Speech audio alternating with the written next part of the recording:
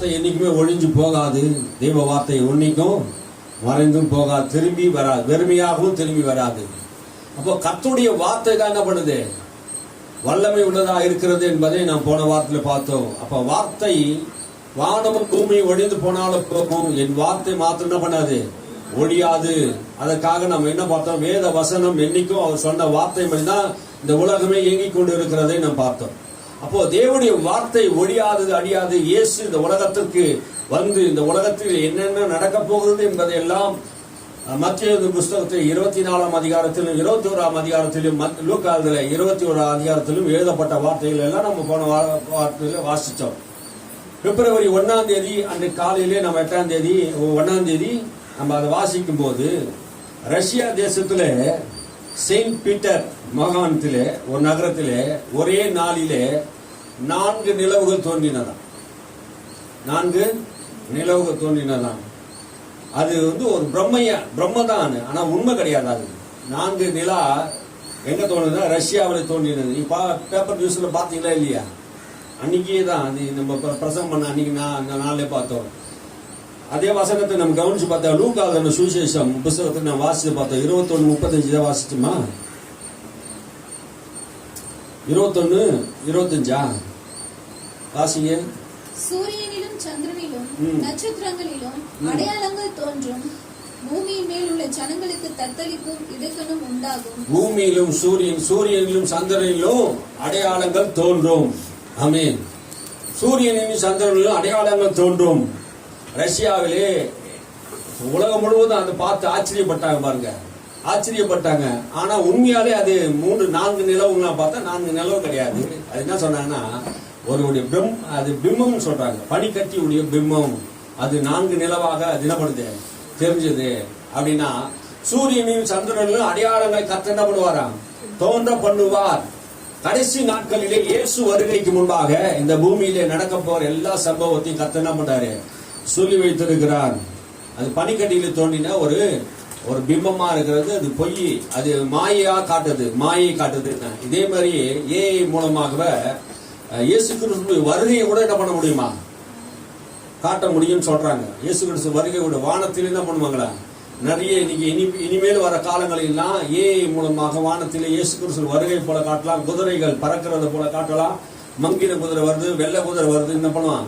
அந்த குதிரை கொஞ்ச நாளைக்கு முன்னாடி காட்டாங்க பாத்தீங்களா, அதெல்லாம் ஏஐ மூலமாக செய்தது என்று சொல்றாங்க. ஒரு சில காரியங்களும் அப்படி சொல்றாங்க பாருங்க. வானத்திலே பேர்கள்லாம் வருது பாருங்க, சில நேரத்தில் பேர்கள்லாம் வருது. அதெல்லாம் படிச்சவங்களுக்கு தெரியும். நிறைய விஷயங்கள் அந்த உலக செய்திகள்லாம் படிக்கும் போது அதெல்லாம் என்ன பண்ணுவோம், பார்க்க முடியுது. வானத்திலே பெரிய தோற்றங்களை நாம் பார்க்க முடிகிறது.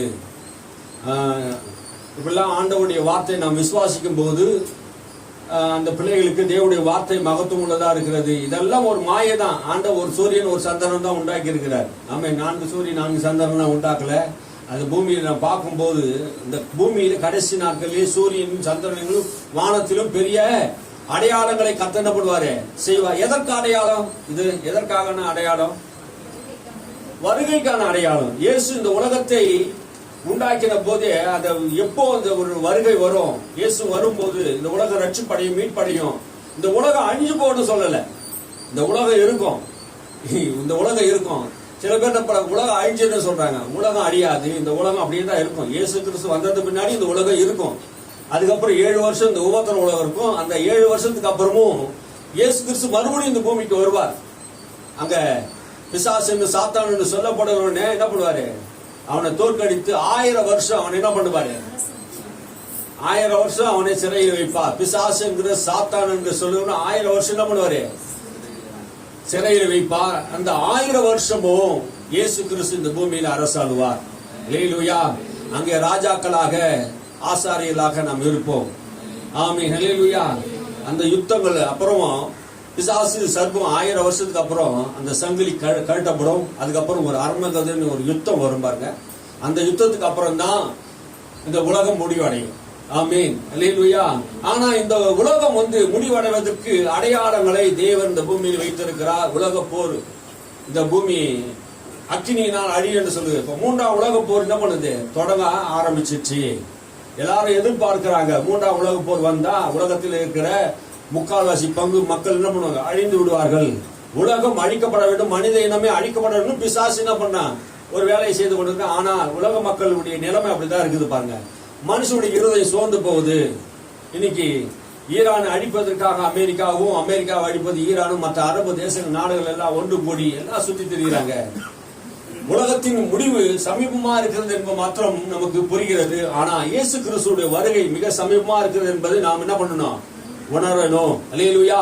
அவர் எப்படி வானத்துக்கு எழுந்து அருளினாரோ அதே போல திரும்பவும் வருவார் என்று சொல்லப்படுகிறது. அப்ப வானமும் பூமி ஒழிந்து போகும், அவர் வார்த்தை ஒரு நாளும் ஒழிந்து போகாது, ஒரு நாளும் அழிந்து போகாது, ஒரு நாளும் ஒழிந்து போகாது, அது மறைந்து போகாது. ஆமே, அல்லேலூயா. அது வெறுமையாகவும் திரும்பி வராது. போன வாரம் நான் பார்த்தேன், வெறுமையாய் திரும்பி வராது. எப்படி வெறுமையாய் திரும்பி வராது? அந்த வார்த்தை உனக்குள்ள வந்த உடனே அது என்ன செய்ய வந்ததோ அது செய்துட்டு தான் உன்னை ஆசீர்வதித்து தான் திரும்ப வரும். அப்படின்னா நீங்க என்ன செய்யணும்? கர்த்தருடைய வார்த்தை மழையை போலவோ பனியை போலவோ இருக்கிறது. நம்ம எல்லாம் பயிர்களை போல இருக்கிறோம், விதைகளை போல இருக்கிறோம். அப்போ இந்த விதைகள் மேல் தண்ணீர் பட்ட உடனே விதைகள் என்ன பண்ணுது?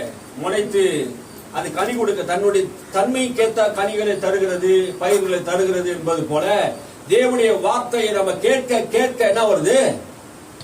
நன்மை வருகிறது. தேவனுடைய வார்த்தை ஆசீர்வாதமான வார்த்தைகளை கேட்டு நம்ம என்ன பண்ண? வாயை திறந்து நல்ல வார்த்தைகளை பேச பேச பேச நம்முடைய வாழ்க்கையில இருக்கிற அந்த வார்த்தை என்ன பண்ணுது? இருதயத்திலும் வாயிலும் அந்த வார்த்தை உங்க வாழ்க்கையிலே என்ன பண்ணும்? பறிக்க ஆரம்பிச்சிடும். சுகத்தை பத்தி, ஆசீர்வாதத்தை பத்தி, நன்மையை பத்தி, ஏதோ எந்த காரியத்துக்காக, ஞானத்தை பத்தி எதுக்காக அந்த வார்த்தை உனக்கு கொடுக்கப்பட்டதோ அந்த வார்த்தை உனக்கு செயல்படும். திரும்ப திரும்ப திரும்ப தேவனுடைய வார்த்தையை அறிக்கை செய்ய வேண்டும் என்பதுதான் நான் சொன்னேன். அல்லேலூயா. புரிஞ்சுங்களா? தேவனுடைய வார்த்தையை அவர் சொன்னா மட்டும் போதாது, நாமும் சொல்லணுமா?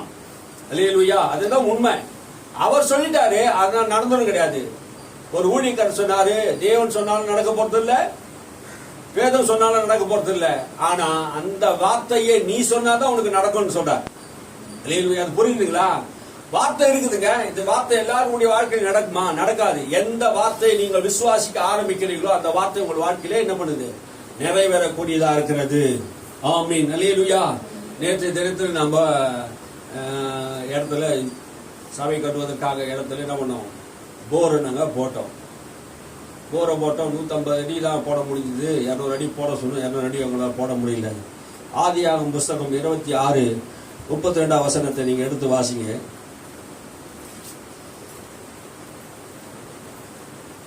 அந்நாளில் தானே ஈசாக்கின் வேலைக்காரர் வந்து தாங்கள் துறவு வெட்டின செய்தியை அவனுக்கு அறிவித்து தண்ணீர் கண்டோம் என்றார்கள். தண்ணீரை கண்டோம் என்றார்கள். இந்த வருஷத்துல ஆண்டவர் நமக்கு வாக்கு பண்ணின காரியங்களை நாம் பார்க்கிறோம். அந்நாளில் தாமே ஈசாக்குடைய வேலைக்காரர்கள் துறவை வெட்டின போது தண்ணீரை கண்டார்கள். அங்கே கேரார் ஊர் மக்கள் எல்லாரும் தண்ணீரை கண்டது போல நம்முடைய இடத்துலயும் தண்ணீரை என்ன பண்ணாங்க? 3 தெரு 4 தெரு வரைக்கும் போற அளவுக்கு தண்ணீரை கண்டார்கள். வெள்ளம் போல தண்ணீரை நம்ம வருவதை பார்த்தோம். ஏன் இதை நான் இது சொல்றேன்னா, தண்ணீர் வர்றது பெரிய விஷயம் கிடையாது. ஏரியில இருக்குதா தண்ணி வந்துச்சுன்னு சொல்லுவாங்க. இதே ஏரியில இருக்குது, இதே தெருவில் இருக்குது. 2 பேர் போட்டார், வரல.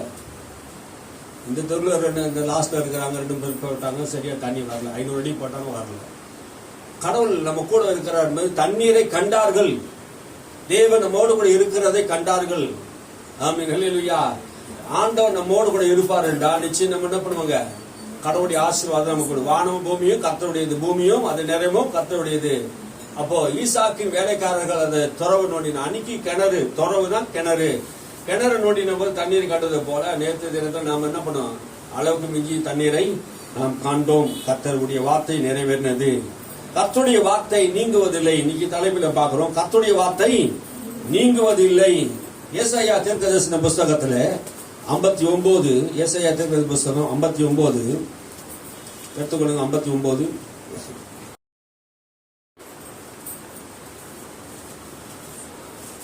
21 வசனத்தை வாசி. உன் மேலிருக்கிற என் ஆவியும் நான் உன் வாயில் அருளிய என் வார்த்தைகளும் இது முதல் என்றென்றைக்கும் உன் வாயிலிருந்தும் உன் சந்ததியின் வாயிலிருந்தும் உன் சந்ததியினுடைய சந்ததியின் வாயிலிருந்தும் நீங்குவதில்லை என்று கர்த்தர் சொல்லுகிறார். இது எனக்கு அவர்களோடு இருக்கும் என் உடன்படிக்கை என்று கர்த்தர் சொல்லுகிறார்.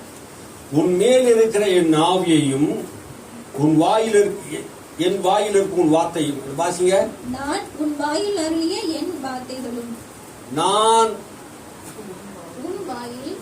உன் வாயில் அருளின வார்த்தைகளும் என் வார்த்தைகள். உன் வாயில நான் என்ன பண்ணிக்கிறேன்? என் வார்த்தையில அருள் இருக்கிறேன். அதனால நான் என்ன சொல்றாரு? உன் மேலே என் ஆவியையும். அப்போ எது நீங்குவதில்லைன்னு சொல்றாரு? பரிசுத்த ஆவி நமக்குள்ளே நீங்குவதில்லை. என்னைக்கு பெந்தகோஸ்து நாளிலே ஆவியானவர் நம்ம கொடுத்தாரோ என்றென்றைக்கும் உங்களோடு கூட தங்கி இருக்கும்படி என் ஆவியை நான் உங்களுக்கு தரேன். பழைய ஏற்பாடு காலத்துல யாருக்கும் அந்த ஆவி என்ன பண்ணதில்லை, தங்கினதில்லை. ஆனா புதிய ஏற்பாட்டு காலத்துல வாழ்ந்து கொண்டு இருக்கிற நமக்கு பரிசுத்த ஆவியானவர் என்றென்றைக்கு நமக்குள்ளே இருந்து நமக்குள்ளே என்ன பண்ணுவாரு? ஆலோசனை தருகிறார், வரப்போற காரியங்களை அறிவிக்கிறார், இயேசு சொன்ன சத்தியங்கள் எல்லாம் நமக்கு போதிக்கிறார், அபிஷேகத்தை வல்லமையும் தருகிறார், வியாதிகளை நோய்களை குணமாக்க ஆற்றலையும் வல்லமையும் தருகிறார், இயேசுவை மகிமைப்படுத்திக் கொண்டிருக்கிறார், பிதாவின் சித்தத்தை ஆவியானவர் செய்து கொண்டிருக்கிறார். நமக்குள்ளே அநேக பரிசுத்த வான்களுக்காக ஜெபம் பண்ணுவதற்கு ஆவியானவர் நமக்குள்ளே கிரியை செய்து கொண்டிருக்கிறார். சாவுக்கு ஏதுவான இந்த சரீரத்தை அவர் என்ன பண்ணார்? உயிர்ப்பித்துக் கொண்டிருக்கிறார். இந்த சரீரத்தை என்ன பண்றாரு? மறுரூபமாக்கி கொண்டிருக்கிறார். ஆவியானவர் என்ன செய்யறார்னா நம்ம சரீரத்தை மறுரூபமாக்கி கொண்டிருக்கிறார். எத்தனை பேர் புரியுது? அல்லேலூயா. இயேசுடைய வருகையின் போது இந்த ஆவியிலே நமக்கு மறுரூபம். அதனால்தான் ஆவியை பெற்ற போது நமக்கு என்ன பண்றாரு? முத்திரையாக பரிசுத்த ஆவியானவர் கொடுத்திருக்கிறார். அப்பா பிதா வேணுங்கிற இந்த ஒரு ஆவியை நமக்கு கொடுத்திருக்கிறார். இது நம்முடைய வாழ்க்கையில நீங்குவதில்லை. பரிசுத்த ஆவியானவர் நம்ம விட்டு நீங்க மாட்டா. தேவனுடைய வார்த்தை, அவர் அருளின வார்த்தை நம் வாயை விட்டு நீங்குவதில்லை. அல்லேலூயா. தேவ மனுஷனுடைய வாயிலே கர்த்தர் என்ன பண்றாரு? அவருடைய வார்த்தையை வைத்திருக்கிறார். ஆமென். அல்லேலூயா. நம்முடைய வாயில யாருடைய வார்த்தை இருக்குது? கர்த்தருடைய வார்த்தை இருக்குது. உன் வாயில என்ன வார்த்தை இருக்கிறது? நீங்க கவனிங்க. கர்த்தர் உனக்கு அருளின வார்த்தை இருக்கிறதா, இல்ல அவிசுவாசமான வார்த்தை இருக்குதா? கவனிங்க. தேவன் அருளின வார்த்தை உன் வாழ்க்கையில இருந்து நீங்குவதில்லை. ஆனா நம்முடைய வாழ்க்கையில நாம் பேசுகிற வார்த்தை யாருடைய வார்த்தை என்பது பாருங்க. நீங்க யோசித்து பேசுறீங்களா? நடக்கிறத பேசிக்கொண்டு இருக்கிறீங்களா? இல்ல கர்த்தர் அருளின வார்த்தையை பேசுறீங்களா? இல்ல வேதம் சொல்லுகிற வார்த்தையை திரும்ப திரும்ப பேசுறீங்களா? கவனிங்க. அப்போ தேவன் சொல்லுகிற வார்த்தையை நீங்கள் என்ன பண்ணணும்? அது உன்னை விட்டு நீங்க கூடாது. ஆமே. அது உன்னை விட்டு விலக கூடாது. அது கண்களை விட்டு பிரிய கூடாது. உன் இருதயத்தை விட்டு உன் எண்ணங்களிலும் உன் சிந்தையிலும் இருதயத்திலும் உன் வாயிலும் திரும்ப திரும்ப அது என்ன பண்ணணும்? சொல்லிக்கொண்டே இருக்கணும். மறுபடியும் வாசிங்க. உன் மேல இருக்கிற ஞாவியும் நான் உன் வாயில் அருளின என் வார்த்தைகளும். என் வார்த்தைகளும். அப்போ கடவுள் நம்முடைய வாயில என்ன வச்சிருக்காரு? அவருடைய வார்த்தை அந்த தீர்க்கதரிசிகளுடைய வாயிலே வைத்தார். எதற்காக அந்த தீர்க்கதரிசிகளுடைய வாயிலே வைத்தார்னா ஜனங்களுக்கு போதிக்கும்படியாக. அல்லேலூயா. இப்போ தேவனுடைய வார்த்தை எங்கிருந்து வருகிறது? இந்த சபையிலே இந்த இடத்துல இருந்து உங்களுக்கு வருகிறது. கடவுளுடைய வார்த்தை உங்கள் மத்தியில வருகிறது. என் வாயின் வார்த்தைகளை வைக்கிறேன். இது முதல் என்றென்றைக்கும் உன் வாயில் இருந்தோம். யார் வாயில இருந்து? இப்ப என் வாயில இருக்குது. நான் சொல்லி கொடுக்கிற வார்த்தை உங்க வாயிலே இருக்கணும். அல்லேலூயா. என் வாயில இருந்த கர்த்தர் எனக்கு சொல்றாரு, நான் சொல்றதை உங்களுக்கு சொல்றேன், உங்க வாயில இருக்கணும். நீங்க சொல்ற வார்த்தை உங்க பிள்ளைகளுடைய வாயிலும் உங்க பிள்ளைகளுடைய வாயிலும் நீங்காமல் இருக்கணும். அல்லேலூயா. கர்த்தருடைய வார்த்தை நீங்காமல் இருக்கணும். அப்போ நான் ஆண்டவர் சொன்ன வார்த்தையை நம்ம என்ன பண்ணணும்? கற்றுக்கொள்ளணும். அதை என்ன பண்ணணும்? பெற்றுக்கொள்ளணும். அது மறுபடியும் வாழ்க்கையில கிரியை செய்யணும். வாசிங்க. இது முதல் என்றென்றைக்கும் உன் வாயில் இருந்தும் உன் சந்ததியின் வாயில் இருந்தும். உன்னுடைய சந்ததியின் வாயில் இருந்தும் உன் வாயில் இருக்கணும். பிள்ளைகளுடைய வாயிலும் இந்த வார்த்தை இருக்கணும். உன் சந்ததியினுடைய சந்ததியின் வாயில் இருந்தும் நீங்குவதில்லை என்று கர்த்தர் சொல்லுகிறார். நீங்குவதில்லை என்று கர்த்தர் சொல்லுகிறார். அல்லேலூயா. அவர் கொடுத்த அந்த ஆவி நம்ம விட்டு நீங்குவதில்லை. அவர் கொடுத்த வார்த்தையை நம்ம விட்டு நீங்குவதில்லை என்று கர்த்தர்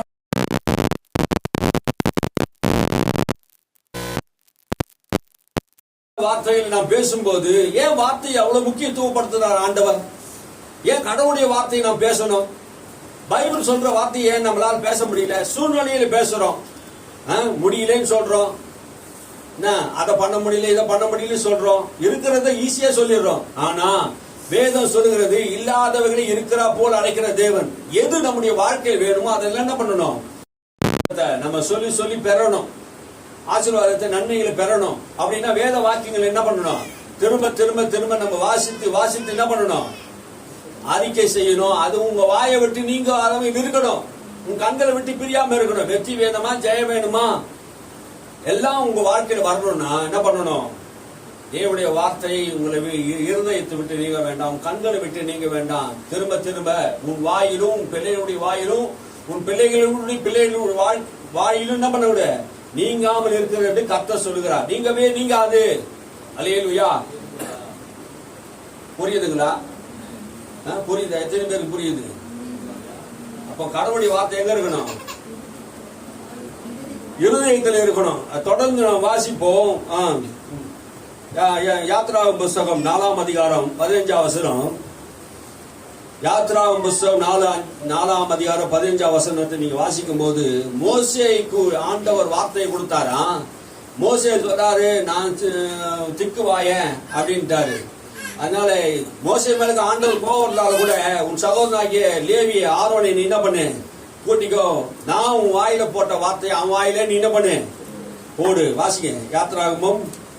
நீ அவனோட பேசி அவன் வாயில் வார்த்தைகளை போடு.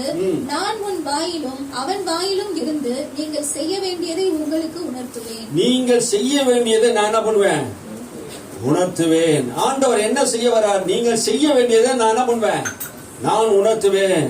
நீ அவனோடு பேசு. அவனோடு பேசி அவன் வாயிலின் வார்த்தையை போடு. கடவுள் என்ன சொல்றாரோ அந்த வார்த்தை என்ன பண்ணு, உங்க வாயில போடணும். மோசேவுடைய வாயில் இருந்த வார்த்தை அந்த யாருடைய வார்த்தை? அது யாருடைய வார்த்தைங்க? கர்த்தருடைய வார்த்தை. அந்த வார்த்தையை எடுத்து என்ன பண்ணா, ஆரோனுடைய வாயில அவன் செவி கேட்க பேசினா. கர்த்தர் என்கிட்ட இதை சொன்னாரு, என்னால இதை பேச முடியல, நீ நல்லா பேசக்கூடிய திறமை உள்ளவன், நீ என்ன பண்ணு, இந்த வார்த்தையை உம்முடைய ஜனங்களுக்கு ஊழியக்காரனா இருந்து, ஆரோன் ஊழியக்காரனா இருந்து என்ன பண்ணு, ஜனங்களோட கூட பேசு. எதற்காக பேச சொன்னாரு? வாசிங்க. நான் உன் வாயிலும் அவன் வாயிலும் இருந்து நீங்கள் செய்ய வேண்டியதை உங்களுக்கு உணர்த்துவேன். நீங்க என்ன செய்ய வேண்டும் என்பதை உங்களுக்கு உணர்த்தும்படியாக. அல்லேலூயா. தேவனுடைய வார்த்தை எதுக்காக ஆண்டவர் கொடுக்கிறார்னா, நீங்க என்ன செய்யணும் என்பதை வார்த்தை உணர்த்துகிறது. ஆமே. இந்த வார்த்தை உங்களுக்கு பேசும்போது உங்களுக்கு உணர்த்துக்குதா? உணர்த்தணும். அல்லேலூயா. தேவனுடைய வார்த்தை நம்ம உணர்த்தணும். நிறைய பேருடைய வாழ்க்கையில உணர்வு இல்லாமல் இருக்கிறாங்க, கேட்க முடியாது இருக்கிறாங்க, காதுகளை கேட்க முடியல, உணர்வு இல்லை. இது யாருக்கோ எவங்களுக்கோ அப்படின்னு நினைக்கிறாங்க. என் வேத புஸ்தகத்தை நான் என்ன பண்ணியிருக்கிறேன், மகத்துவத்தை எழுதி கொடுத்தேன். அவர்களோ அந்நிய காரியமா எண்ணினார்கள். அந்நிய காரியமா எண்ணினா யாருக்கோ எவங்களுக்கோ, எனக்கு கிடையாது அப்படின்னு நினைக்கிறாங்க. இது யாருக்கு எழுதினாரு? இயேசு கிறிஸ்துவை ஏற்றுக்கொண்ட உங்களுக்கு தான் எழுதப்பட்டிருக்கு. இது என்ன தருது? உங்களுக்கு உணர்வை தருகிறது. நீங்க என்ன செய்ய வேண்டும் என்கிற உணர்வை தருகிறது. சபைக்கு நம்ம எதுக்கு வருகிறோம்? நம்முடைய வாழ்க்கை நல்லா இருக்கணும், நம்ம பரிசுத்தமா வாழணும், நம்முடைய வாழ்க்கையில பொருளாதாரத்தில் உயரணும், ஞானமா நடக்கணும், எல்லாருக்கும் பிரியமா நடக்கணும், அன்புள்ளவனை வாழணும்னு தான் இந்த சபையில போதிக்கிறோம். ஆமா. அல்லேலூயா. அப்போ இந்த வார்த்தை உனக்கு என்ன தருது? என்ன தருது? உணர்வை தருகிறது. அல்லேலூயா. யாருக்கு உணர்வு இருக்கும்? உயிரோடு கூட இருக்கிறவங்களுக்கு உணர்வு இருக்கும். செத்து போன பணங்களுக்கு உணர்வு இருக்காது. அல்லேலூயா. இந்த வார்த்தையை நாம கேட்கக்கூடிய அளவுக்கு ஆண்டவர் நம்ம என்ன பண்ணாரு, உயிர்ப்பித்திருக்கிறார். என் வார்த்தை உங்களுக்கு என்ன பண்ணிருக்குது, உயிர்ப்பித்திருக்கிறது. அல்லேலூயா. அந்த வார்த்தை எப்படி இருக்குதா? ஜீவனும் வல்லமையும் உள்ளதா இருக்கிறது. கர்த்தருடைய வார்த்தை நமக்கு என்ன பண்ண, ஜீவனும் வல்லமை உள்ளதா இருக்கிறது. மோசேயுடைய வாயில இந்த வார்த்தை ஆரோனுடைய வாயில வந்தது. ஆரோனுடைய வாயிலிருந்து புறப்பட்ட வார்த்தை ஜனங்களை உணர்வுள்ளவர்களாய் மாற்றினது. அதே போல இங்கிருந்து பேசுகிற வார்த்தை உங்களை உணர்வுள்ளவனாக மாற்ற வேண்டும் என்று தேவன் விரும்புகிறார். அல்லேலூயா. மேலும் உள்ள 13ஆம் வசனத்திலிருந்து வாசிங்க. அதற்கு ஆண்டவர், அதற்கு அவன், ஆண்டவரே, நீர் அனுப்ப சித்தமாய் இருக்கிற யாரையாகிலும் அனுப்பும். மோசே சொல்றா, யாரைனா அனுப்புங்க ஆண்டவரே, இந்த ஊழியத்துக்கு வேற யாருன்னா அனுப்புங்க. கடவுள் சொல்றா, நான் ஒன்னும் அனுப்புறேன், நீ போன்றாரு. இல்ல, என்னால முடியாது. நிறைய பேர் அப்படிதான் என்ன பண்றாங்க, என்னால முடியாது, என்ன செய்ய முடியாது. கர்த்தர் உனக்கு கொடுத்த கிருபை படி நீ என்ன பண்ணு, நட. அல்லேலூயா. என்னுடைய திறமை வச்சு எனக்கு தகுதி இல்ல, என்னால பேச முடியாது, என்னால ஊழியம் செய்ய முடியாது, என்னால இதை பண்ண முடியாது, அதை செய்ய முடியாது என்று நீ ஆண்டவர்கிட்ட சொல்ல வேண்டியது இல்ல. எல்லா தகுதியும் எல்லா கிருபையும் தேவன் நமக்கு தருகிறார். அல்லேலூயா. உன் தகுதியை நீ நினைக்காத, என்னால முடியாது நீ சொல்லாத, நீ சிறுபொல்ல என்று நீ சொல்லாத, நீ திக்குவாய் என்று நீ சொல்லாத, மந்த நாவுடைய என்று சொல்லாத, என்னால முடியாது என்று சொல்லாத. நான் உன் கூட இருப்பேன். அல்லேலூயா. கர்த்தர் உன்னை ஒரு அழைப்பு கொடுத்து ஒரு காரியத்தை செய்ய சொன்னா அந்த காரியத்தை என்ன பண்ணணும், முடியாதுன்னு சொல்லக்கூடாது. அல்லேலூயா. அதை சொல்லக்கூடாது. முடியாத ஆண்டவரே, என்னால செய்ய முடியாத ஆண்டவரே சொல்லக்கூடாது. கர்த்தரே உன் கூட இருந்து செய்வார். பாருங்க, வாசிங்க. அப்பொழுது கர்த்தர் மோசேயின் மேல் கோபம் உண்டவராகி, அப்போ முடியாது என்று சொன்னா என்ன நடக்குது? மோசே பூமியில் உள்ள எல்லா மனுஷனும் காட்டிலும் சாந்தமுள்ள மனுஷன் தான். பூமியில எல்லாரும் காட்டிலும் அவன் உண்மை உள்ள மனுஷன். என் வீட்டில் எங்கும் உண்மை உள்ள மனுஷன். ஆனா என்ன பண்ணிட்டாரு? தேவனுடைய வார்த்தைக்கு எதிர்த்து என்னால முடியாது சொன்னார். கர்த்தர் அவன் மேல என்ன பண்ணாராம்? கோபம் கொண்டாரு. சாந்தம் உள்ள மனுஷன் மேலேயா ஆண்டவர் கோபம் கொண்டாரு?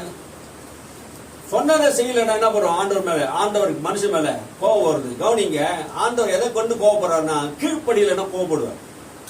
நான் சொன்னது யாரா கேட்கலன்னா கோபம் வரும். எனக்கு கூட என்ன பண்ணும்? சொன்னது யாரும் செய்யலன்னா கோபம் வரும். உங்களுக்கும் சொன்னது யாரும் செய்யலன்னா என்ன பண்ணும்? கோபம் வரும். நீங்க அதிகார பொறுப்புல இருந்து பாருங்க. இப்ப அந்த அதிகார பொறுப்புல இருக்கிறவங்க தன் கீழே இருக்கிற கீழே இருக்கிறவங்களுக்கு நம்ம ஒரு காரியத்தை சொன்னா அவங்க கீழ்ப்படியிலன்னா நம்ம அவங்க மேல என்ன வரும்? கோபம் வரும். கடவுளே கோபப்பட்டாரு, அப்ப மனுஷன் கோபப்பட மாட்டாரா? நான் கோபமே பண்ணலன்னு சொல்றேன். யாரா கை தூக்கி பார்க்கலாம்? பூமியில ஒருத்தரும் கிடையாது. ஆமீன். யாருமே என்ன பண்ண முடியாது? கோபப்படலன்னு சொல்ல முடியும். எல்லாரும் ஒரு வகையில, எல்லாத்துலயும் ஒரு வகையில கோபப்பட்டு தான் இருப்போம். பூமியில் உள்ள சாந்தம் உள்ள மனுஷன் அவனே ஆண்டவர் என்ன பண்ணிட்டான்? கோபப்படுத்திட்டான். அவர் தான் சாட்சி சொன்னாரு. யோபுவை பத்தி சாட்சி சொன்னாரு. மோசையை குறித்து அவர் தான் சாட்சி சொன்னார். பூமியில் உள்ள எல்லாரும் காட்டிலும் சாந்தம் உள்ளவன் யாரு? மோசே. அந்த மோசே என்ன பண்ணிடுறாரு? கோபம் உண்டாக்கினான். பாருங்க, அதற்கு ஆண்டவரே நீர் அனுப்ப சித்தம். வாசிக்கும் 14. லேவியனாகிய ஆரோன் உன் சகோதரன் அல்லவா? அவன் நன்றாய் பேசுகிறவன் என்று அறிவேன். அவன் உன்னை சந்திக்க புறப்பட்டு வருகிறான். உன்னை காணும் போது அவன் இருதயம் மகிழும். உன்னை காணும் போது அவனுடைய இருதயம் மகிழும். உன்னை காணும் போது அவனுடைய இருதயம் மகிழ்ச்சி அடையும். அல்லேலூயா. நமக்கு அந்த ஆண்டவர் ஒரு சில ஆட்களை கொடுக்கும் போது அவங்க காணும் போது நம்முடைய இருதயம் என்ன பண்ணும்?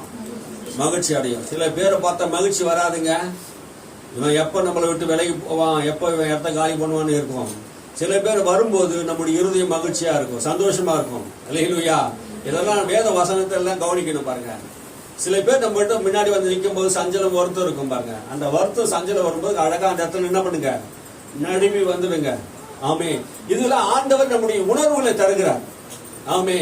அப்போ ஆரோன் வரும்போது மோசே உள்ளத்துல மகிழ்ச்சி இருக்குது, சந்தோஷம் இருக்குது. ஆமே.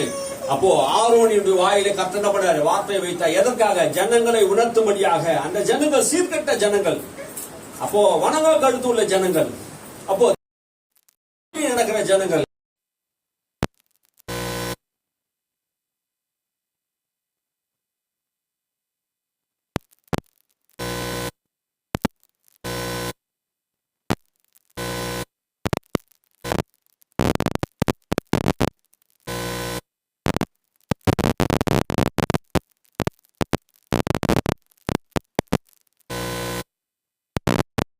என்பதெல்லாம் நம்ம அறியணும்னா எப்படி நமக்கு தெரியும்?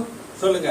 கடவுள் விரும்புறது இந்த புஸ்தகத்தை எழுதி வைத்திருக்கிறார். அந்த புஸ்தகத்தை வாசித்தாதான் நமக்கு தெரியும் அவருடைய விருப்பம் என்ன, சித்தம் என்ன தெரியும். ஒருத்தருக்கு நம்ம பிரியமா நடக்கணும்னா அவரை குறித்து நம்ம என்ன பண்ணுவோம்? சரியாக தெரிந்து கொள்வோம். அவரை குறித்து நமக்கு தெரிஞ்சாதான் அவருக்கு நம்ம பிரியமா நடக்க முடியும். அல்லேலூயா. இரவும் பகலும் வேதத்திலே தியானமா இருக்கிற மனுஷன் பாக்கியவான்.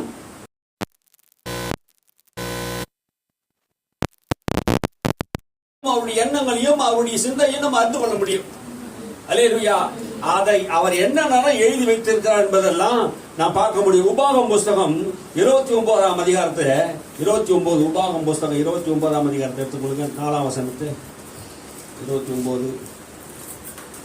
ஆகிலும் கர்த்தர் உங்களுக்கு உணர்த்தக்கதாக இருதயத்தையும் காணத்தக்க கண்களையும் கேட்கத்தக்க காதுகளையும் இந்நாள் வரைக்கும் கொடுக்கவில்லை. இந்நாள் வரைக்கும் என்ன பண்ணல? கொடுக்கல. இந்நாள் வரைக்கும் கொடுக்கல. அந்த இஸ்ரவேல் மக்களுடைய பாருங்க 4ஆம் வசனம் மறுபடியும் வாசிங்க.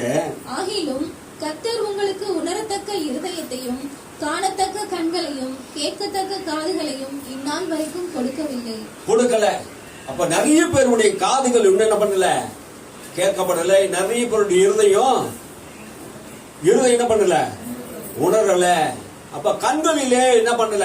ஒளி இல்லாமல் இருக்கிறார்கள். கடவுளுடைய வார்த்தை அது நமக்கு ஒளியை தருகிறது. கடவுளுடைய வார்த்தை நம்ம காதுகளை என்ன பண்ணுது? கேட்கப்படுகிறது. கடவுளுடைய வார்த்தை நம்ம இருதயத்தை என்ன பண்ணுது? குணப்படுத்தக்கூடியதா இருக்கிறது. ஆனா இந்த வார்த்தை ஒரு மனிதனுக்கு போகாது இருந்தா அவன் எப்படி இருக்கிறான்? கேட்காத காது யாருக்குங்க? பார்க்காத கண் யாருக்கு? கண் இருந்து பார்க்க முடியல, காது இருந்து கேட்க முடியல, இருதயம் இருந்து உணர முடியலன்னா அது யாரு? யாருக்கு அந்த இருதயம் இருக்கும் பாருங்க. தேவன் என்ன பண்றாரு அவளுக்கு கொடுக்காது இருந்த காரணம் என்ன? நாம் மதிகேடா நடக்கும் போது, முட்டாள்தனமா நடக்கும் போது, கடவுளை விட்டுட்டு பின்வாங்கி போகும்போது, இதெல்லாம் நம்முடைய வாழ்க்கையில் என்ன பண்ணுது? கேட்காத காதுகள், பார்க்காத கண்ணுகள், உணராத இருதயம், இப்படி இருக்கும்போது உணர்வு இல்லாது இருந்தார்கள். இருதயத்துல உணர்வு இல்லை. அப்படியாப்பட்ட உணர்வு நம்ம வரணும் பாருங்க. வாசிங்க 5 வாசிங்க. கர்த்தராகிய நான் உங்கள் தேவன் என்று நீங்கள் அறிந்து கொள்ளும்படி. கர்த்தராகிய நான் உங்கள் தேவன் என்று நீங்கள் அறிந்து கொள்ளும்படி. கர்த்தராகிய நான் தான் உங்கள் தேவன் என்பதை நீங்கள் அறிந்து கொள்ளும்படியாக. அல்லேலூயா. நீங்க அறிய வேணும்னா அந்த இருதயத்துல உணர்வு வேணும், காதுகளிலே அந்த வார்த்தை உங்களுக்கு வேணும். நான் தான் கடவுள் என்பதை நீங்க என்ன பண்ண கண்ணுல பார்க்க முடியும்.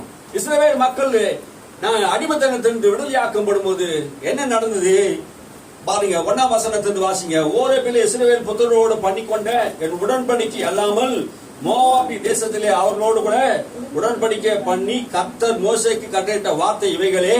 மோசே இஸ்ரவேல் எல்லாரையும் வரவழைத்து என்ன பண்றாரு? எல்லாரையும் வரவழைத்து அவர்களை நோக்கி, எகிப்து தேசத்திலே உங்கள் கண்களுக்கு முன்பாக பார்வோனுக்கும் அவனுடைய எல்லா ஊழியக்காரர்களுக்கும் அவனுடைய முழு தேசத்திற்கும் கர்த்தர் செய்த பெரிய சோதனைகளையும் பெரிய அடையாளங்களையும் அற்புதங்களையும் கண்ணார கண்டீர்களே. அப்போ எகிப்து தேசத்திலிருந்து நீங்க வரும்போது உங்கள் தேவன் யார் என்பதை நான் உங்கள் கண்ணார காணும்படியா செய்தனே.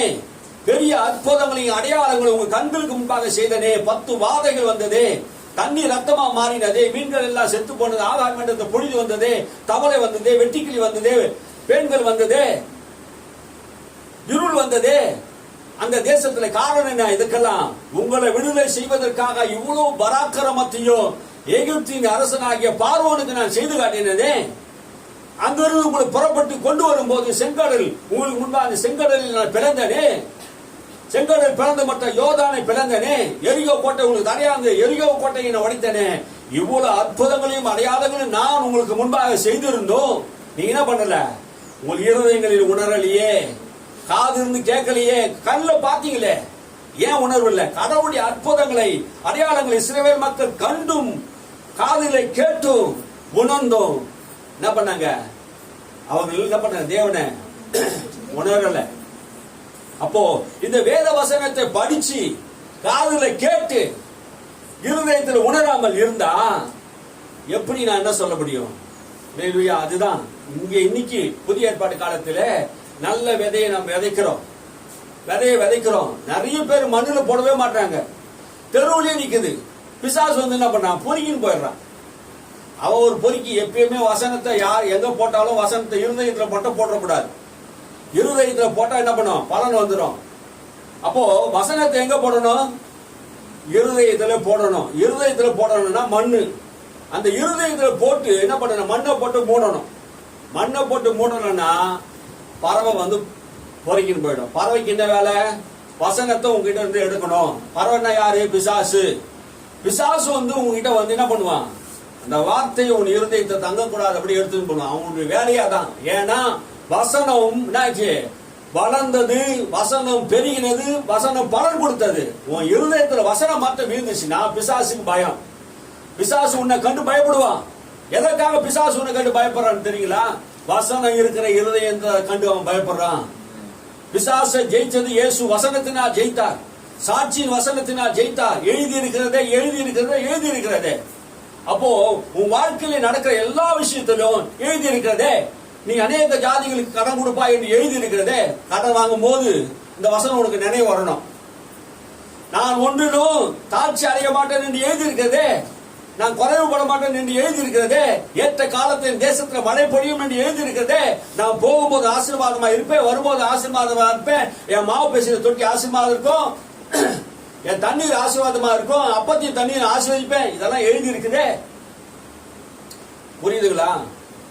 எழுதி இருக்கிறதே. இந்த எழுதி இருக்கிற வார்த்தையை என்ன பண்ணணும்? திரும்ப திரும்ப என்ன பண்ணணும்? சொல்லணும். புரியுதுங்களா? எத்தனை பேருக்கு புரியுது? அல்லேலூயா. அப்ப இந்த வார்த்தையை நாம திரும்ப திரும்ப என்ன பண்ணணும்? சொல்லணும். வாசிங்க மறுபடியும்.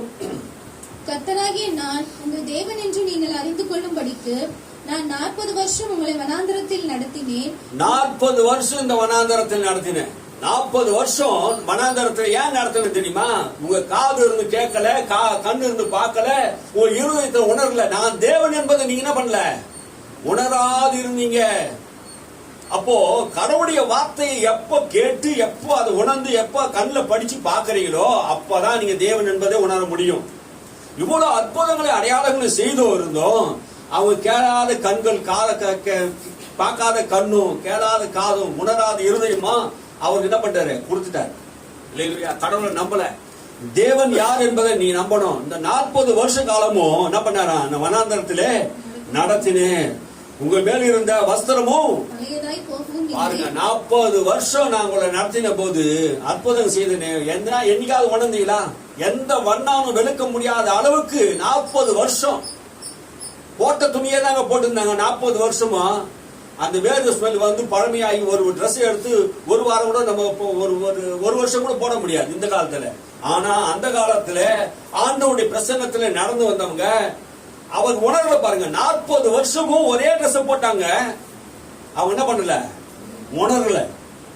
அந்த வஸ்திரம் வெண்மையா தான் இருந்தது, அழுக்கே ஆகலைங்க. அப்போ 40 வருஷமும் அவங்களோட கூட இருந்து அந்த வஸ்திரங்களை வெண்மையாக்கி அவருடைய பாதரட்சி என்ன பண்ணல, பழசாக போல. உன் செப்பல் வருஷத்துக்கு 6 மாசத்துக்கு ஒரு செப்பல் நம்ம மாத்துறோம், 8 மாசத்துக்கு ஒரு செப்பல் மாத்திடுறோம். ஆனா 40 வருஷமா ஒருத்தர் கூட என்ன பண்ணல, எந்த பேட்டா ஷோரூம்லயும் போய் என்ன பண்ணல, செப்பல் வாங்கலங்க, வாங்கவே இல்லை. காரணம் என்ன? அவர் தேவன் அவரோடு கூட இருந்தார். ஆனா அவங்க உணர்ந்தாங்களா? ஆண்டவர் செய்த அற்புதங்கள் உணர்ந்தாங்களா? உணரல. அப்போ கேளாது இருக்கிற காது, நீங்க உங்க காதை என்ன பண்ணணும், கேட்கணும். அதனாலதான் பரிசுத்த ஆவியான் காது உள்ளவன் கேட்க கடவான். இன்னைக்கு நிறைய பேர் காது இருக்குது, ஆனா எதையோ கேக்குது. உலக பாட்டு, உலக சிநேகம், உலக காரியங்கள் எல்லாம் கேட்குது. ஆனா கடவுளுடைய வார்த்தைக்கு மாத்திரம் வரும்போது இதை கேட்காது. ஏன்னா இருதயம் என்ன பண்ணுது, இருள் அடைந்து இருக்கிறது. அப்ப கர்த்தருடைய வார்த்தைக்கு யார் செவி கொடுக்கிறானோ அவன் தான் உணர்வு உள்ளவனாக முடியும். அல்லேலூயா. அப்ப கடவுளுடைய வார்த்தைக்கு முக்கியத்துவம் கொடுங்க. வார்த்தை நம்ம விட்டு நீங்குவதில்லை. அந்த வார்த்தை எதற்காக தேவன் அனுப்பினாரோ நிச்சயம் சொல்றேன், அதுக்கு பலனை கர்த்தர் தருவார். அந்த வார்த்தை உன் இருதயத்தை விட்டு நீங்க கூடாது, உன் கண்ணை விட்டு நீங்க கூடாது. உன் இருதயத்தை புதைத்து வையே, நல்ல வார்த்தைகளை புதைத்து வைங்க. என் தேவன் தம்முடைய மகிமையின் ஐஸ்வரியத்தினாலே என் குறைவெல்லாம் நிறைவாக்குவார். எப்போ குறைவா இருக்கிறீங்களோ அப்ப அந்த வார்த்தையை எடுத்து போடுங்க. அல்லேலூயா. என்ன பலப்படுத்துற கிறிஸ்து இயேசுவினாலே எல்லாவற்றையும் செய்ய முடியும். ஆமே. என்ன பலப்படுத்துற கிறிஸ்து, என்ன பலப்படுத்துற கிறிஸ்து சொல்லுங்க. அல்லேலூயா. பவுல் அதான் சொன்னாருங்க, என்ன பலப்படுத்துற கிறிஸ்து. பலவீனனா இருக்கையிலே நான் பலவான் என்று சொன்னாரே, பலவீனன் தன்னை பலவான் என்று சொல்லுன்னு சொன்னாரே. சொல்லணுங்க, பலவீனன் தன்னை பலவான் என்று சொல்லணும். நீ சொல்ல சொல்ல உன் சரீரம் பலவீனங்கள் மாறும், உனக்கு பலன் உண்டாகும். கர்த்தரே உனக்கு பலனா இருப்பார். அல்லேலூயா. சரீரத்துல உன் சூழ்நிலையை பார்க்காதீங்க, தேவ வார்த்தையை கவனிங்க. அது கண்ணை விட்டு நீங்க அவங்க சொல்லுங்க, சொல்லிக்கிட்டே இருங்க. சூழ்நிலை மாறலனாலும் சொல்லிக்கிட்டே இருங்க. வருஷங்கள் ஆகலாம், சொல்லிக்கிட்டே இருங்க. நீ சொன்னபடி ஆகும். இருதயத்திலே சந்தேகப்படாமல் திரும்ப திரும்ப நீ விசுவாசித்த ஒரு வார்த்தையை சொல்லிக்கிட்டே இருப்பீனா நீ சுதந்தரிப்பாய். அல்லேலூயா. நீ தேசத்தை சுதந்தரிப்பாய், நீ எல்லைகளை சுதந்தரிப்பாய், உன் சரீர சுகத்தை சுதந்தரிப்பாய், உங்களுக்கு ஆசீர்வாதத்தை சுதந்தரிக்க முடியும். அல்லேலூயா. தேவ வார்த்தையில் அவ்வளவு வல்லமை இருக்குதுங்க. இவ்வளவு சொல்லியும் இன்னும் ஒரு சில தூங்குறதை நான் கவனிக்கிறேன் பாருங்க. அப்படி வார்த்தைய, தேவ வார்த்தையை இருதயத்தை ஏற்றுக்கொண்டு வாழ்க்கை அமைச்சீங்கன்னா, கட்டணீங்கன்னா வாழ்க்கை வளமா மாறும். நான் சொல்றேன், இங்க இருக்கிற ஒவ்வொரு பிள்ளையும் தேவ வார்த்தை நான் கட்டப்பட்டு பாருங்க, உங்க எதிர்காலம், உங்க எல்லா காலத்தையும் நான் பார்க்க போறேன். அது நன்மையான காலமா இருக்க போகுது. அல்லேலூயா. நீங்க போகிற இடத்துல ஆசீர்வாதத்தை நன்மையும் ஆண்டவர் உங்களுக்கு தருவார். ஆமென். அல்லேலூயா. இந்த திருச்சபை விசுவாசத்தை நிறைந்த திருச்சபையா இருக்கணும். ஆமென். தேவனுடைய வார்த்தையை நம்புகிறவனா இருக்கணும். அல்லேலூயா. எதை நம்பணும்? கர்த்தருடைய வார்த்தையை நம்பக்கூடியவனா இருக்கணும். நான் மனுஷனை நம்பி வாழ்கிறவர் அல்ல. அல்லேலூயா. தேவ வார்த்தையை பிடித்துக் கொள்ளுங்க. எல்லாரும் நம்ம விட்டு போயிடுவாங்க. அவங்க கூட இருப்பேன்னு சொல்லுவாங்க, மனைவி கூட விட்டு போயிடுவா. நான் கூட இருப்பேன்னு சொல்லுவாங்க, நண்பர்கள் அவங்களும் விட்டு போயிடுவாங்க. ஆனா கர்த்தர் நம்ம விட்டு ஒரு காலம் நீங்க மாட்டார். அல்லேலூயா. அவர் நம்மோட கூட இருப்பார். அல்லேலூயா. அவர் ஏமாற்ற மாட்டார், கைவிட மாட்டார். சொன்னதை அவர் என்ன பண்ணாது, மாத்தி பேசுறவர் அல்ல. சொன்னதை கைவிட மாட்டார், சொன்னதை நிறைவேற்றுவார். யாக்கோபுக்கு ஆண்டவர் சொன்னதை நிறைவேற்ற நான் உன்னை கைவிடுவதில்லைன்னு சொன்னார்லே. 20 வருஷத்துக்கு கழிச்சும் ஆண்டவர் அவனை திரும்பி வரும்போது ஆண்டவர் அவனை ஆசீர்வதித்தாரு. சொன்னதை கைவிட்டாரா? இல்லங்க. அல்லேலூயா.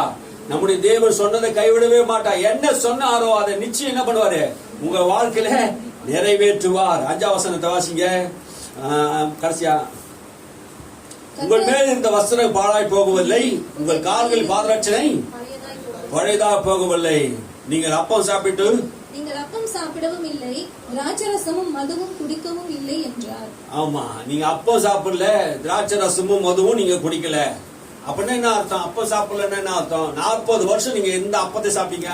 நீங்க கோதுமை விதைச்சிங்களா, இல்ல நெல்லை விதைச்சிங்களா, கேழ்வரகு விதைச்சிங்களா, இல்ல என்ன சொல்லுவாங்க கருப்பு கவுனி விதைச்சிங்களா?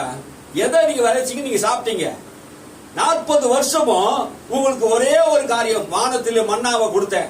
நீங்க எந்த காரியம் விதைக்கவும் இல்லை, அறுக்கவும் இல்லை, நீர் பாய்ச்சவும் இல்லை, ஒன்னும் பண்ணல. 40 வருஷமும் உங்களுக்கு நான் சாப்பாடு போட்டேன்னா இல்லையான்னு கேட்டேன். நான் வல்லமையுள்ள தேவன் என்பதை நீங்க உணரலையே, இது வரைக்கும் உணரலையே.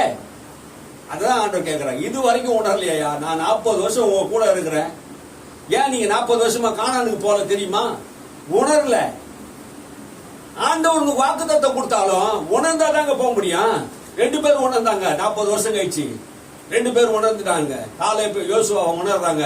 கர்த்தர் மோசேயை கூட சொன்னாரே, உனக்கு பாலும் தேவனும் ஓடுகிற வளமும் வளமிக்க தேசத்தை, வானத்தின் மழை பொழிகிற தேசத்தை, நீர்வளமான தேசத்தை, சுதந்திரமான தேசத்தை நான் உனக்கு தருவேன் என்று சொன்னாரே. கர்த்தர் நம்மோட கூட இருக்கிறார், நாம் போய் எளிதா போய் சுதந்திரிப்போம் என்று கர்த்தருடைய வார்த்தையை, மோசே கிட்ட சொன்ன வார்த்தையை இவன் விசுவாசித்து காலேப் யோசுவாவும் சொல்றாங்க. இவங்க 2 பேரும் சுதந்திரிக்கிறாங்க. மற்ற 30 லட்சம் பேர் போய் சுதந்திரிக்கிறாங்க, இவங்க போய் சுதந்திரிக்க முடியல. 40 வருஷம் நான் உங்ககிட்ட மன்னாவை கொடுத்தேன், 40 வருஷமா நீ என்ன உணரலையே. நான் தான் கர்த்தர் என்பதை நீங்க உணரலையே, நான் தான் தெய்வம் என்பது உணரலையே. உங்க இருதயம் எப்படி இருந்தது? உணராது இருந்தது. உங்க கண் எப்படி இருந்தது? பார்த்தும் பார்க்காது இருந்தது. எவ்வளவு அற்புதங்கள் நான் செய்தேன். செங்கடலை பிளந்த போதே மனம் திரும்பிக்கலாமே, யோர்தானை பிளந்த போது மனம் திரும்பிக்கலாமே. எரிகோ கோட்டை உடைக்க முடியுமா? உடைக்க முடியுமாங்க? கிட்டத்தட்ட 30 அடி அகலத்தில் நீளத்தில் இருக்குதுங்க எரிகோ கோட்டை. அதை உடைச்சிருக்கிறார். யோர்தான், பெரிய யோர்தான், அந்த நதி யாருமே கடக்க முடியாது. அது மரண நதின்னு சொல்லுவாங்க. அந்த நதியை யாரா ஒருத்தர் கலந்துட்டானா செத்தே போயிடுவான். அந்த நதியை நிறுத்தி அந்த நதியை கடக்க பண்ணினே. நான் உங்களோட கூட இருந்ததை நீங்க உணரலையே. அப்போ கடவுளும் கூட இருக்கிறத நீ உணராம இருந்தா உனக்கு பயம் வரும், உனக்கு திகில் வரும், உனக்கு என்ன வரும்? பிரச்சனைகள் வரும். ஆனா கடவுளும் கூட இருக்கிறார் என்று நீ உணர்ந்தீங்கன்னா பிரச்சனை வந்தாலும் தாவீதை போல சொல்லுங்க, தாவீதை போல சொல்ல ஆரம்பிச்சுங்க. அல்லேலூயா. பயப்படுற நாளிலே உண்மை நம்புவேன் ஆண்டவரே, நான் கர்த்தரை நம்புவேன், எல்லா சூழ்நிலை கர்த்தரை நம்புவேன், நான் பயப்பட மாட்டேன். என் பக்கத்தில் 1000 பேர், வலது பக்கத்தில் 16 பேர் விழுந்தாலும் அது என்னை அணுகாது. அல்லேலூயா. பயப்படாத ஒரு இருதயத்தை கர்த்தர் உனக்கு தருவார். அல்லேலூயா. நிறைய இருதயங்கள் எதிர்காலத்தை குறித்து பயம், தன் பிள்ளைகளை குறித்து பயம், வாழ்க்கை குறித்து பயம், எனக்கு ஒரு பெரிய ஆசீர்வாதம் வரலையே, நன்மை வரலையே என்று பயம்.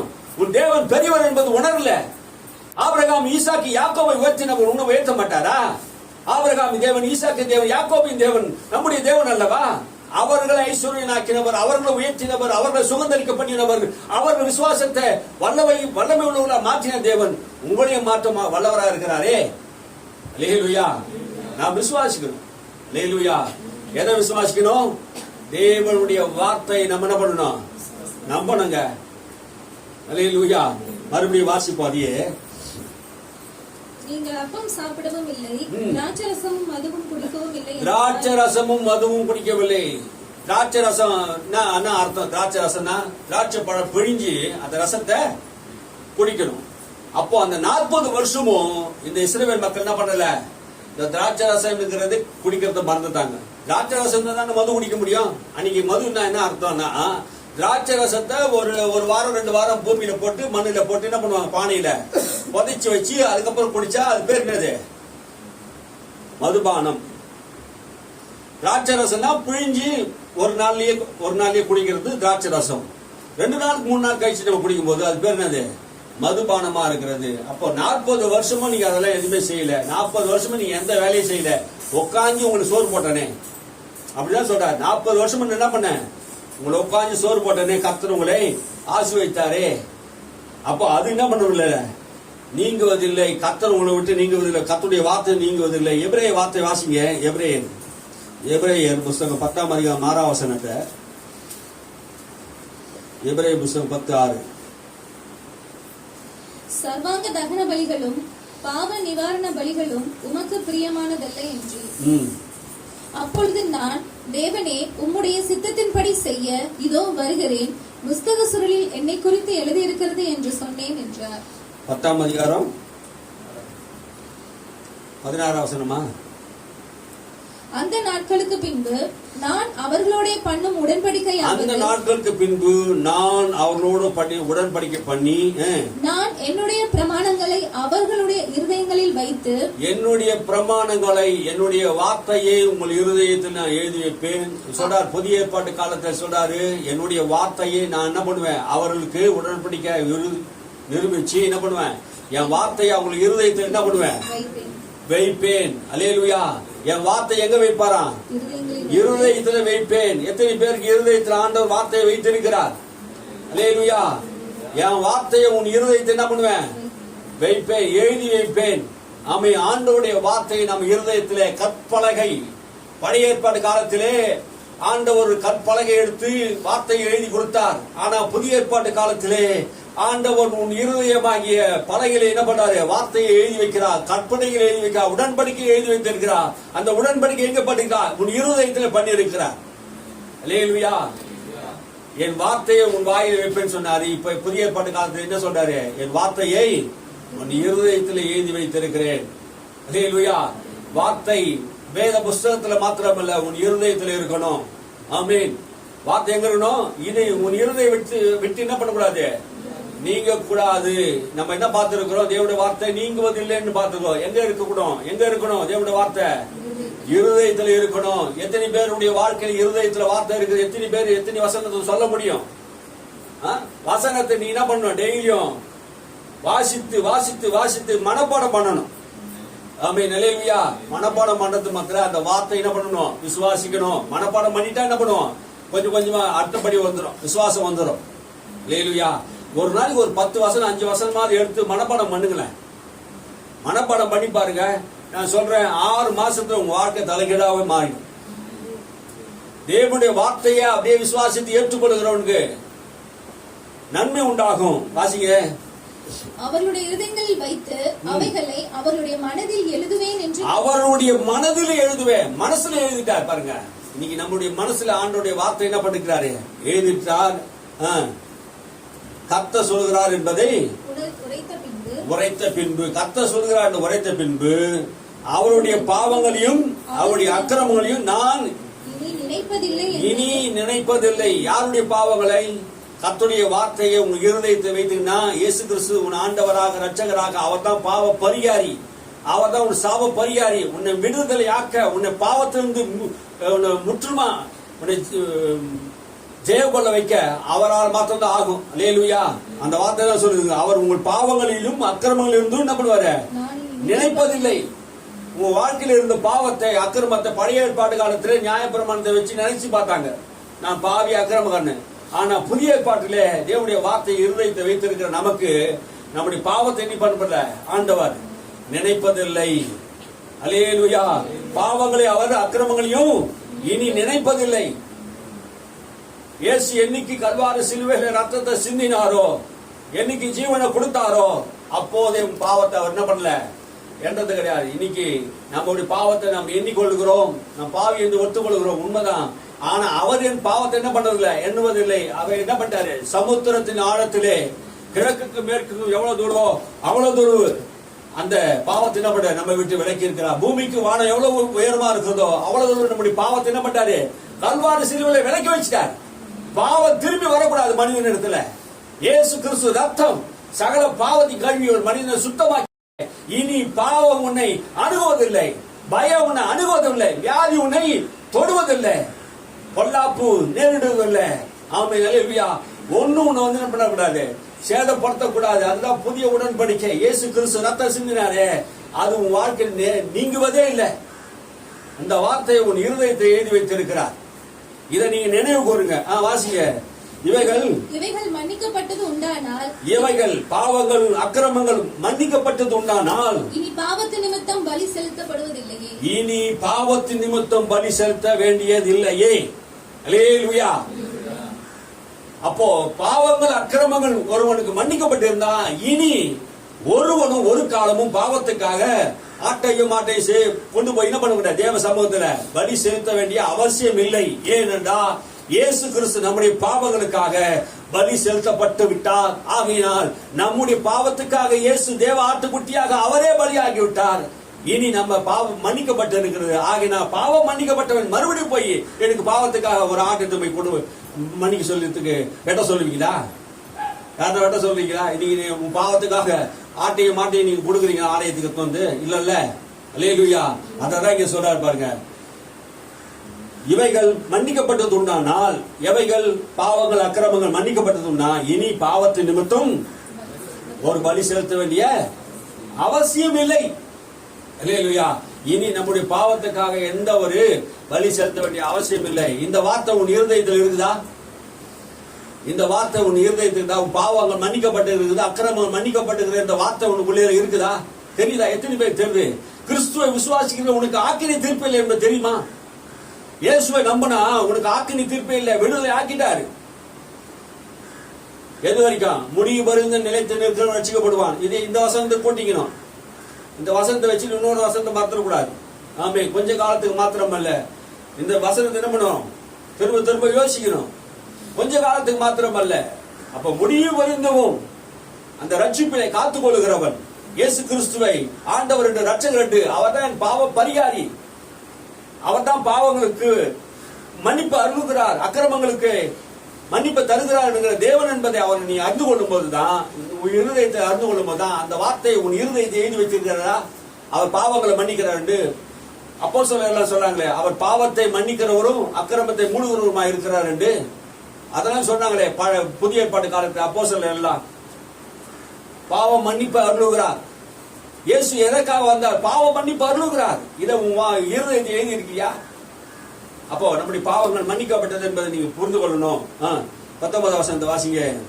ஆகையால் சகோதரரே, நாம் பரிசுத்த ஸ்தலத்தில் பிரவேசிப்பதற்கு, ஆகையால் சகோதரரே, இந்த வார்த்தையை கேட்ட சகோதரர்களே, நாம் பரிசுத்த ஸ்தலத்துக்கு பரலோகத்திற்கு போவதற்கு, தேவ சந்நிதிக்கு போய் நிற்பதற்கு, பரிசுத்த ஸ்தலம் என்றால் தேவ சந்நிதி, பிதாவாகிய தேவனுக்கு முன்பாக மாசற்றவளாக குற்றமற்றவளாக நிற்பதற்கு இயேசு கிறிஸ்து ரத்தம் நம்மை தகுதிப்படுத்தி இருக்குது. அவர் உண்மை உள்ளவரா இருக்கிறாரா?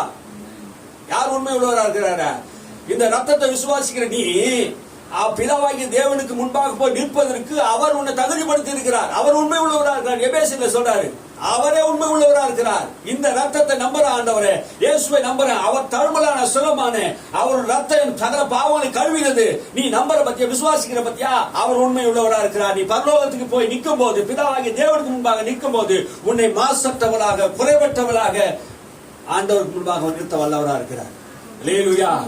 ஒரு குற்ற உணவு மேல சுமராதுங்க. எல்லா குற்றத்தையும் இயேசு ஏற்றுக்கொண்டார். எல்லா பாவத்தையும் அவர் ஏற்றுக்கொண்டார். அதனால உன் வாழ்க்கையில எந்த குற்றம் உன் மேல சுமராது. உன்னை குற்றம் சாட்டுகள் ஒருவனும் வர முடியாது. அல்லேலூயா. எந்த குற்றம் சாட்டு உன் மேல வராதுங்க. இயேசுவை நம்புகிறவனுக்கு எனக்கு பாவம் மன்னிப்ப தருகிறார் என்கிற தேவன் என்பதை உன் இருதயத்தை எழுதி வச்சிருக்கா. புதிய உடன்படிக்கை என்ன? பாவத்தை மன்னித்திருக்க, அக்கிரமத்தை மன்னித்திருக்கிறான்னு உணர்றீங்களா? உணர்றீங்களா? இதான் புதிய உடன்படிக்கை. பாவத்தையும் அக்கிரமத்தையும் மன்னித்து இருக்கிறார். பாவத்துக்காக நீ ஒரு பலி செலுத்தி நீ நீதிமான மாற முடிய போறதில்லை. அவர் ஒரே பலியினாலே உன்னை பூரண மனுஷனாக மாத்தி இருக்கிறார். தேவனுக்கு உகந்தவனாக பரிசுத்தவான ஆண்டவர் மாத்தி இருக்கிறார். இனி ஒரு பலி செலுத்த வேண்டிய அவசியம் இல்லை. இனி ஒரு ஆட்டையோ மாட்டையோ கொண்டு போய் என்ன பண்ண மாட்ட, பலி செலுத்த வேண்டிய அவசியமே இல்லாத போயிட்டு பாருங்க. இயேசுவானவர் நமது மாம்சத்தின் திரை வழியாக எப்படி உங்களை கூட்டு போனாரு? கல்வாரி சிலுவையில தன் மாம்சத்தை கிழித்து ரத்தத்தை சிந்தி, குற்றமில்லாத ரத்தத்தை சிந்தி மனுகுலத்துக்காக அதன் வழியாக திறக்கப்படாத ஒரு வாசலை கர்த்தர் உனக்காக பரலோகத்தை திறந்தார். அல்லேலூயா. உனக்காக தமது மாம்சத்தின் வழியாக திறந்தார். எல்லா பாவத்தையும் தமது மாம்சத்தின் வழியாக போக்கினார். பாவ பரிகாரியாக அவரே பாவத்துக்கு முழு பரிகாரியமாக ஏற்றுக்கொண்டு உலகத்தில் உள்ள எல்லா பாவத்தையும் தம்மேல் சுமந்து கொண்டு என்ன பண்றாரு? உன்னை விடுதலை செய்வதற்காக மாம்சத்தின் வழியாக என்ன பண்ணாரு? இயேசுவானவர் தமது மாம்சமாகிய திரையின் வழியாய் புதிதும் ஜீவனுமான மார்க்கத்தை நமக்கு உண்டு பண்ணினபடியால், புதிய ஜீவ மார்க்கத்தை நமக்கு உண்டு பண்ணினா. பழைய ஜீவ மார்க்கத்தை அழித்து போட்டா. நியாயப்பிரமாணத்தினால் உண்டாகிற நீதினால் அல்ல, கிறிஸ்துவை பற்றுகிற நீதினாலே புதிய ஜீவ பாதையை நமக்கு உண்டாக்கி இருக்கிறார். அல்லேலூயா. நியாயப்பிரமாணத்தை கடைபிடிக்கிறவன் நீதிமான் ஆனதில்லை, இயேசுவை கடைபிடிக்கிறவனே நீதிமானாக்கப்பட்டிருக்கிறான். அல்லேலூயா. இவரே உன் பாவங்களை மன்னிக்கிறவர் என்கிற வார்த்தை உன் இருதயத்தில் எழுதப்பட்டிருந்தா, அக்கிரமங்களை மன்னிக்கிறவன் என்று எழுதப்பட்டிருந்தா, அவர் உன் இருதயத்தில் எழுதியிருக்கிறாரா? அல்லேலூயா. பழைய ஏற்பாட்டில் 10 கற்பனை எழுதப்பட்டது. ஆனா புதிய ஏற்பாட்டில் இந்த கற்பனை உன் இருதயத்தில் எழுதப்பட்டாதான் நீ குற்றமற்றவனா மாசற்றவனா பிதாவாகிய தேவனுக்கு முன்பாக நிறுத்தப்பட முடியும். முடிவு பறிந்து நிலைத்து நிற்கிறவன் இயேசு கிறிஸ்துவை ஆண்டவராக இயேசுவை இரட்சகராக ஏற்றுக்கொண்டு முடிவு பறிந்து நிலைத்து இருக்கிறவன் சாகிற வரைக்கும், இந்த பூமியில் இந்த சரீரத்தை விட்டு போகிற வரைக்கும் இயேசு என் ஆண்டவர் இரட்சகர் என்று நீ அறிக்கை பண்ணினா அப்பதான் உன் வாழ்க்கை முடிவு பறியும். அல்லேலூயா. ஓட்டத்தை முடித்தேன், விசுவாசத்தை காத்துக்கொண்டேன், இது முதல் ஜீவங்களோட எனக்கு வைக்கப்பட்டு இருக்கிறது என்று சொன்னாரே பவுல். இந்த சரீரத்தில் இருக்கிற வரைக்கும் விசுவாசத்தை காத்துக்கொள்ளணும். யார் மேல இருக்க விசுவாசம்? இயேசு கிறிஸ்துவை பற்றுகிற விசுவாசத்தை காத்துக்கொள்ளணும். எந்த இடைஞ்சல் வரலாம், எந்த பகை வரலாம், உன்னை வீட்டை விட்டு துரத்தலாம், உன்னை வீட்டை விட்டு பகைக்கலாம். ஒரு கணவனா இருக்கலாம், சொந்த குடும்பமா இருக்கலாம், ஊரா இருக்கலாம், வருப்பற அரசாங்கமா இருக்கலாம். யார் உன்னை எதிர்த்து நிற்கிறான்? இயேசுவை மறுதலையும் சொல்லலாம். இயேசுவை நீ ஏற்றுக்கொண்டீங்கன்னா உனக்கு ரேஷன் கார்டு இல்லைன்னு சொல்லலாம். இயேசுவை ஏற்றுக்கொண்டீங்கன்னா உனக்கு கவர்மெண்ட்ல எந்த பதவியும் கிடையாது சொல்லலாம். இனி வர காலங்களில் நடக்கலாம். என் நாமத்தின் நிமித்தம் உங்களை எல்லாரும் பகைப்பார்கள். ஆனாலும் அந்த சூழ்நிலையிலும் கூட, உபத்திரவ காலத்திலும் கூட, அது மத்தியிலும் கூட நீ என்ன பண்ணணும்? விசுவாசத்தை காத்துக்கொள்ளணும். அல்லேலூயா. அப்போஸ்தலனுடைய பவுலுடைய வாழ்க்கையில எவ்வளவு நெருக்கங்கள், அடிகள், உரைகள், இயேசுவை பேசக்கூடாது, இந்த நாமத்தை சொல்லக்கூடாது என்று எவ்வளவு பிரச்சனைகள், போராட்டங்கள் வாழ்க்கையில் இருந்தாலும் அந்த நாமத்தை அவர் பிரசங்கித்துக் கொண்டே இருந்தார். அல்லேலூயா. இந்த புதிய ஜீவ மார்க்கத்தை நமக்கு கிறிஸ்து தமது சரீரத்தின் மூலமாக உண்டாக்கி இருக்கிறார். இந்த மார்க்கத்தின் வழியாக நாம் பிதாவாகிய தேவனுக்கு முன்பாக குற்றமற்றவளா மாசற்றவளா நிறுத்தும்படியாக இந்த வார்த்தை நம்முடைய இருதயத்தில் இருக்கணும். அல்லேலூயா. இயேசுவின் பாவ பரிகாரி, இயேசுவின் மீட்பர். எங்க மீட்பு உண்டாக்கினார்? சிலுவையில் எனக்கு மீட்பு உண்டாக்கினார். ரட்சகர் என்ற அர்த்தம். மீட்பர் என்றால் யாரு? ரட்சகர் என்ற அர்த்தம். எதிலிருந்து ரட்சித்தா? பாவத்திலிருந்து, சாபத்திலிருந்து என்னை ரட்சித்திருக்கிறார் என்ற இந்த வார்த்தை உன் இருதயத்தில் இருக்குதா? அல்லேலூயா. இதுதாங்க உன்னை விடுதலையாக்க போகுது. இந்த சத்தியத்தை உன் இருதயத்தை ஏற்றுக்கொள்ளும் போதுதான் இந்த புதிய மார்க்கத்தை ஆண்டவர் உங்களுக்கு உண்டாக்கியிருக்கிறார். இந்த மார்க்கத்தின் வழியாக பிரவேசிப்பவர்களுக்கு அவர் ரத்தத்தினாலே நமக்கு தைரியம் உண்டாகியிருக்கிறபடினாலே. அல்லேலூயா. இந்த மார்க்கத்தின் வழியாக, இயேசு கிறிஸ்து சிலுவையின் மார்க்கத்தின் வழியாக பிரவேசிப்பவர்களுக்கு பரலோகம் திறந்திருக்கும். அல்லேலூயா. இந்த மார்க்கத்தின் வழியாக இயேசு கிறிஸ்துவை பின்பற்றி அவருடைய ரத்தத்தையும் சாட்சி வசனத்தையும் பின்பற்றி போகிறவர்களுக்கு பரலோகம் உங்களுக்கு பிதாவாகிய தேவன் உங்களுக்கு திறந்து வைத்திருப்பார். அப்போ எப்படி போலாமா? இது வரைக்கும் எல்லாரும் பயந்து போனாங்க. நம்ம தைரியமா போலாம். எப்படி போலாம்? தைரியமா ஆண்டவர் விட்டு போய் நிக்கலாம் பிதாவாகிய தேவன் முன்பாக. ஏன் தெரியுமா? தைரியமா நம்ம ஆண்டவர் முன்னாடி போய் நிக்க முடியும். இயேசு கிறிஸ்து ரத்தம் உன் பாவத்தை கழுவி இருக்கிறதுனால நீ பாவமற்றவன், நீ மாசற்றவன். அதனால எபேசியர் சொல்றார், நீ மாசற்றவனாக குற்றமற்றவனாக பிதாவாகிய தேவனுக்கு முன்பாக நிறுத்த அவர் உண்மை உள்ளவராக இருக்கிறார். நீ உண்மை இல்லாத இருந்தாலும் அவர் என்ன பண்றாரு? தாம் ஆணையிட்டதை என்ன பண்ண மாட்டாரு? மாற மாட்டார். அல்லேலூயா. இது கடைசி நாட்கள் நடக்க போற விஷயம். இந்த பூமியில் நடக்க போற விஷயம் இல்லை. நான் சொல்றது கடைசி நாட்கள் இயேசுவை விசுவாசிக்கிற உனக்கு பிதாவாகிய தேவன்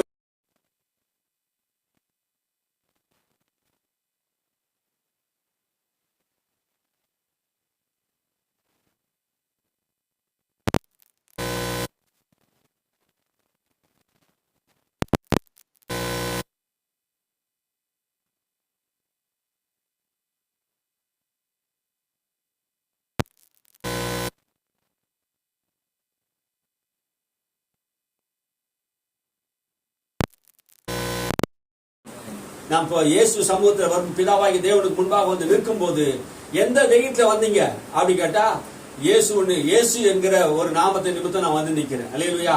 எனக்கு எந்த தகுதி இருக்குதான்னு கேட்டா உண்மையா சொல்றேன், பாவியிலே பிரதான பாவி பவுல் சொல்றாரு, நான் தான் அப்படின்னு. இன்னைக்கு நம்ம சொல்ல முடியும், பாவியிலே பிரதான பாவி நம்ம தான்.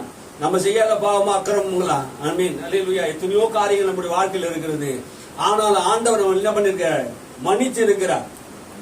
இப்ப நம்ம தைரியமா அவர்கிட்ட போறதுக்கு காரணம் என்ன? தைரியமா அவர்கிட்ட போறதுக்கு காரணம் என்ன? அவரோட ரத்தம். அவர் நாமத்தின் நிமித்த விசுவாசம் தான் நம்ம என்ன பண்ணுது? தைரியத்தை உண்டாக்குறது. அல்லேலூயா. நம்ம பயப்படாம பிதாவாகிய தேவன் முன்பாக நிக்கலாம். கர்த்தர் நம்மை ஆசீர்வதிப்பார். எழுந்திருப்போம்.